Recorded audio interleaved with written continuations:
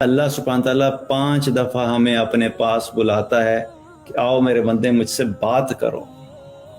اب آپ ذرا تھوڑی دیر کے لیے امیجن کریں، کوئی بھی شخص آپ کی زندگی میں جو بڑا اہم ہے، جس سے آپ کو شدید محبت ہے اور وہ بڑا مصروف ہوتا ہے، لیکن اور آپ کا بڑا دل چاہتا ہے کہ وہ آپ کے ساتھ ملے، آپ اس ساتھ بیٹھیں، وہ آپ سے بات کرے، آپ اس سے باتیں کریں۔ ایسے لوگ ہوتے ہیں انسان کی لائف میں، کئی ایسے اسکالرز ہو سکتے ہیں، کوئی دین کے کام کرنے والے ہو سکتے ہیں، انسان اپنے والدین کے ساتھ ایسا تعلق ہو سکتا ہے، کئی دفعہ ایسا ہوتا ہے کہ میاں بیوی کا آپس میں ایسا تعلق ہو سکتا ہے، کوئی بھی ریلیشن شپ۔ تو کوئی ایسا شخص جو آپ کو، جس سے آپ کو شدید محبت ہے، تو آپ کا دل چاہتا ہے کہ آپ اس سے بات کریں اور وہ آپ سے باتیں کرے، اور اگر آپ کو وہ اپرچونٹی مل جائے کہ آ جائیں بھی آپ اس کے ساتھ بیٹھ کے بات چیت کریں، تو کیسا فیل ہوگا؟ اچھا فیل ہوگا نا، ایکسائٹڈ فیل کریں گے، خوشی ہوگی، دل کے اندر ایک عجیب سی کیفیت ہوگی، اور وقت نہیں گزرے گا کہ کون سا وقت ہو کہ میں اس کے سامنے جا کے جاؤں، بیٹھوں، اس ملاقات کے لیے تیاری کریں گے، اچھے کپڑے پہنیں گے، اعلیٰ پرفیوم لگائیں گے، بال بھی سیٹ کریں گے، ہر لحاظ سے اہتمام کریں گے کہ آج ایک خاص بندے سے ملنے جا رہا ہوں جس سے بات چیت کر کے مجھے بڑا مزہ آتا ہے۔ تو آپ سوچئے کہ جب ہم دنیا کے اندر مخلوق کے لیے اتنا اہتمام کرتے ہیں اور اس چیز کے لیے اتنے ایکسائٹڈ ہوتے ہیں، ہمیں اب سب کو اپنے آپ سے سوال کرنا چاہیے، انکلوڈنگ مائی سیلف، کہ کیا واقعی کبھی ہمیں اللہ سے ملاقات کرنے کی اتنی ایکسائٹمنٹ فیل ہوئی؟ کیونکہ نماز جو ہے وہ اللہ سے فارمل میٹنگ کا ایک طریقہ ہے۔ اللہ نے 5 دفعہ کمپلسری کیا، مینڈیٹری کیا کہ تم نے 5 دفعہ آ کے مجھ سے دن میں ملاقات کرنی ہے۔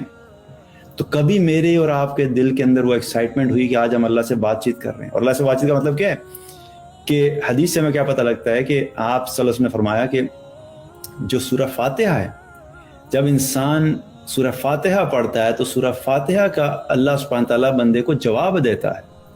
جب بندہ یہ کہتا ہے کہ الحمدللہ رب العالمین، تو اللہ سبحانہ تعالیٰ جو آگے سے جواب دیتا ہے، حمدنی عبدی، میرے بندے نے میری حمد بیان کی۔ جب بندہ کہتا ہے الرحمن الرحیم، تو اللہ تعالیٰ پھر جواب دیتا ہے اثنا علی عبدی، میرے بندے نے میری ثنا بیان کی۔ اور پھر جب بندہ کہتا ہے مالک یوم الدین، اللہ تعالیٰ پھر جواب دیتا ہے میرے بندے نے میری بزرگی بیان کی۔ اور پھر جب بندہ کہتا ہے ایاک نعبد و ایاک نستعین، تو یہاں پہ اللہ تعالیٰ کہتا ہے کہ یہ میرے اور میرے بندے کے درمیان کا معاملہ ہے، ولی عبدی ما سأل، اور میرے بندے کے لیے وہ ہے جب اب جو وہ سوال کرے گا۔ اب یہ کیا ہو رہا ہے؟ یہ کمیونیکیشن ہو رہی ہے۔ ہم ایک آیت پڑھ رہے ہیں، اللہ کا جواب آ رہا ہے، اگلی آیت پڑھ رہے ہیں، اللہ کا جواب آ رہا ہے، اور پھر ایاک نعبد و ایاک نستعین سے آگے کیا ہے؟ اللہ سبحانہ تعالیٰ اپنی عطا، اپنی رحمت کے دروازے کھول دیتا ہے کہ اب میرا بندہ مجھ سے جو مانگے گا نا، میں نے اس کو دینا ہے۔ اور حدیث میں یہ الفاظ ہیں کہ اللہ تعالیٰ کیا فرماتا ہے کہ میرے بندے کے لیے وہ ہے جس کا وہ سوال کرے گا۔ اب ایاک نعبد و ایاک نستعین کے فوراً بعد ہم کیا سوال کرتے ہیں اللہ سے؟ اہدنا الصراط المستقیم، اللہ سے ہم مانگتے ہیں کہ اللہ ہمیں صراط مستقیم پہ چلنے کی ہدایت عطا فرما۔ اور یہ اتنا بڑا انعام ہے کہ جس انسان کو اللہ کی طرف سے ہدایت مل گئی، اس کی دنیا بھی بن گئی اور اس کی آخرت بھی بن گئی۔ آج انسانیت جس وقت سے گزر رہی ہے، ایک کثیر تعداد انسانوں کی جو انسیٹسفائیڈ قسم کی لائف گزار رہی ہے، دل میں بے چینی ہے، بے سکونی ہے، دل میں خلا ہے، ویکیوم ہے، بور ہو جاتے ہیں، مقصد سمجھ نہیں آ رہا، غمگین بیٹھے ہوئے ہیں، ریزنز پتہ کوئی نہیں ہے۔ اس کی وجہ کیا ہے؟ جو دل ہدایت سے دور ہوگا، اس کو دنیا کی سب نعمتیں مل بھی جائیں تب بھی اس کے دل کے اندر خلا رہے گی۔ اور جو دل ہدایت یافتہ ہوگا، جس انسان کو ہدایت مل گئی، وہ انسان اگر جھونپڑی میں بھی زندگی گزارے گا تو وہ ایک بادشاہ والی زندگی گزارے گا، کیونکہ اس کا دل جو ہے وہ اندر سے وسیع ہوگا، خوش ہوگا، اور اس کو کسی قسم کی کوئی جو ہے وہ چیز جو ہے وہ غمگین نہیں کرے گی۔ پرابلمز ہیں اپنی لائف میں یہ نہیں کہہ رہا کہ غریب بندے کے پرابلمز نہیں رہتے، یا اگر فائنینشیل ایشوز ہوں گے تو وہ نہیں، وہ اپنی جگہ پہ ہیں۔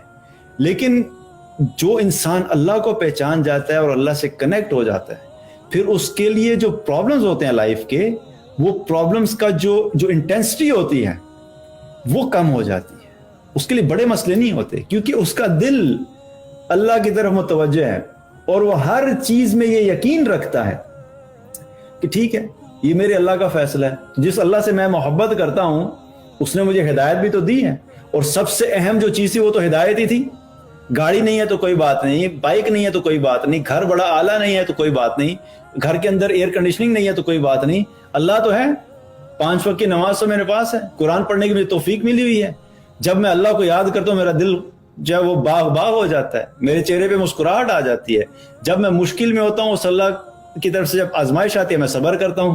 وہ اللہ جب مجھے نعمتیں دیتا ہے میں شکر ادا کرتا ہوں. تو مجھے کسی چیز کی ٹینشن ہے. اور ویسے بھی تو میں نے ان سب چیزوں کو چھوڑ کے اسی اللہ کے پاس جانا ہے, اور جب میں اس اللہ کے پاس جاؤں گا ہدایت یافتہ ہو کے تو میں کامیاب ہو جاؤں گا. اور یہ دنیا کی چھوٹی موٹی جو مشکلات ہیں اور پرابلمز ہیں یہ مرنے کے بعد ویسے بھی مجھے یاد نہیں رہنی, کیونکہ یہ چند لمحوں کی تو زندگی ہے. تو اگر مجھے ہدایت مل گئی اور باقی دنیا کے اعلیٰ قسم کے جو نعمتیں ہیں وہ نہیں بھی ملی تو تب بھی میں کامیاب ہوں. یہ یقین اور یہ بیلیف آج ہمارے اندر سے چونکہ اٹھ گیا ہے, اسی لیے ہدایت حاصل کرنے کی طلب بھی کم ہوگی, اور اس ہدایت کو حاصل کر کے اس کی اہمیت بھی کم ہوگی.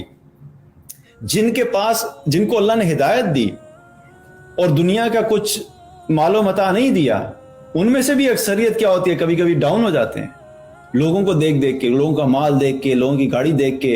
اور پھر اکثر کیا ہوتا ہے, وہ جی ہمیں تو آپ جنت کی باتیں کرتے رہتے ہیں, ایمان کی باتیں کرتے ہیں, آخرت کی باتیں کرتے ہیں. ادھر لوگ دیکھیں ماشاءاللہ عیاشیاں کر رہے ہیں اور ہماری زندگیاں دیکھیں, ہم اللہ کی اطاعت کرنے کے بعد ہمارے کیا حالات ہو گئے.